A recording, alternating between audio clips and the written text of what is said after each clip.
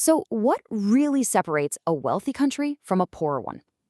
It's a question that goes way, way beyond just what's in a nation's bank account. Today, we're going to break down the core things that make an economy tick to really get what makes a country, well, thrive. So, let's just ask it straight up. What is the real difference? Is it all about having oil or diamonds? Or is there something deeper going on, like a kind of operating system that lets some countries just flourish while others seem to get stuck? Well, let's dive in and find out. To make this super clear, let's imagine two countries. We'll call them Industria and Agraria. And wow, the differences are just stark. In Industria, you've got high incomes, they're exporting complex stuff like microchips, and almost everyone lives in a city. Meanwhile, over in Agraria, the average income is incredibly low, the whole economy pretty much depends on coffee beans, and it's mostly rural. These aren't just numbers on a screen, they're painting a picture of two totally different worlds. All right, our first stop on this tour is to pop the hood and look at the economic engine of each country. Basically, what do they actually make, and what do they sell to the rest of the world? So here's Agraria's engine. A whopping 70% of it is agriculture. And look, farming is essential, but when your economy leans that heavily on it, you're vulnerable. I mean, one bad harvest or a sudden drop in global coffee prices, that could wreck the entire country's economy for the year. Now, let's compare that to Industria. It's a completely different story, right? The economy here is all about the massive services sector. We're talking finance, software, healthcare, plus a really strong industrial base. This mix, this diversification, doesn't just make it tougher to knock down, it lets the country create so much more wealth. And what we're seeing here is a classic pattern from history. Seriously, most developed nations today, including our fictional Industria, follow this exact same path. They went from an economy built on farms to one built on factories, and then finally to one driven by services. It's a well-worn path. And this is what that complexity gets you. The value of what Industria sells to the world is an incredible 2 times, 100 times greater than Agraria's. That's the power of having a complex, diverse economy. It's not just about making things, it's about making high-value things that everyone else wants to buy. But listen, development is about so much more than just factories and export numbers. The strength of that economic engine has a direct, real-world impact on people's lives. The real story is often told not in dollars and cents, but in things like health and education. In Industria, the average person can expect to live to be 82 years old. That number reflects a society that has good healthcare, clean water, and plenty of food, all things that a developed economy can provide. Now look at Agraria. That number is just 60. That is a 22-year difference in life. It's just a powerful, sobering reminder of the very real, very human cost of underdevelopment. It's a similar story with education.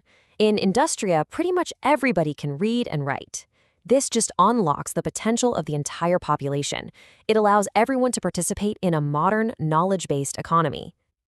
In Agraria, almost half the country can't read. And that isn't just a sad statistic. It's a massive wall blocking individual opportunity and holding back the entire nation's progress.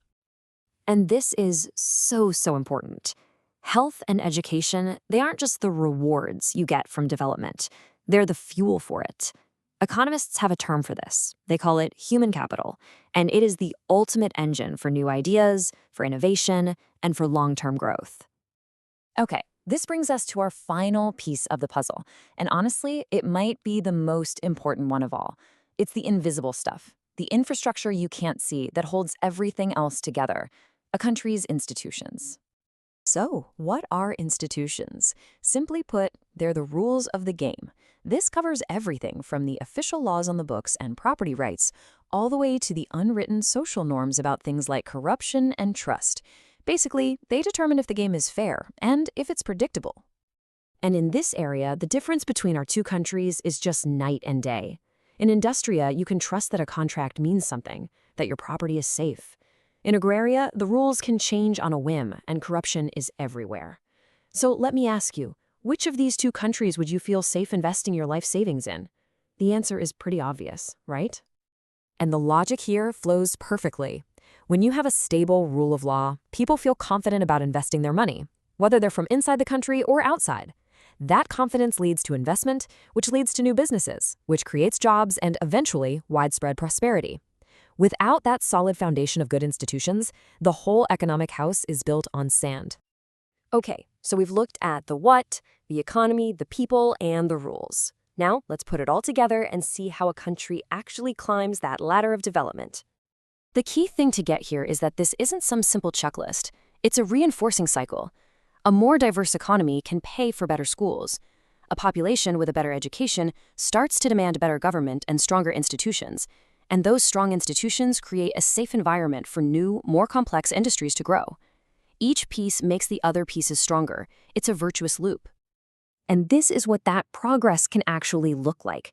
Now, it's not going to happen overnight, but in a decade, with a real focus on these areas, a country like Agraria can make enormous leaps. Just look at these numbers. Income has tripled, literacy is way up, the economy is starting to diversify away from just farming, and corruption is going down. The journey is tough for sure, but it is possible. And that's a really crucial last thought. No country is ever done. No one is fully developed. Even the richest countries on Earth are constantly facing new problems and have to keep adapting. Development is a continuous journey of improvement for everybody. Which leaves us with a big question for the future. In a world of AI, automation, and remote work, that old path from the farm to the factory, well, it's being completely redrawn.